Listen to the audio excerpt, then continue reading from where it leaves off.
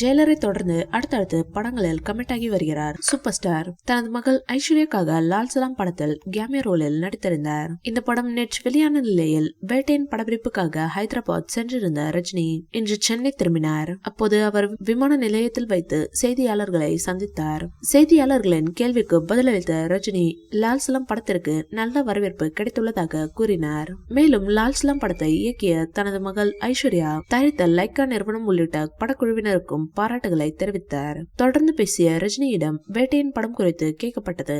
அதற்கு பதிலளித்த ரஜினி வேட்டையின் 80% முடிந்துவிட்டதாக கூறினார். சீக்கிரமே தலைவர் 171 ஷூட்டிங் தொடங்கும் என கூறினார். மேலும் இது ஏப்ரல் அல்லது மே மாதம் தொடங்கும் எனவும் அவர் நம்பிக்கையுடன் தெரிவித்தார். தலைவர் 171 படம் குறித்து ரசிகர்களிடம் அதிக எதிர்பார்ப்பு இருக்கும் நிலையில் சூப்பர் ஸ்டார் ரஜினியை படப்பிடிப்பு குறித்து அப்டேட் கொடுத்துள்ளார். இதனால் சீக்கிரம் தலைவர் 171 ஷூட்டிங் தொடங்கும் என எதிர்பார்க்கப்படுகிறது.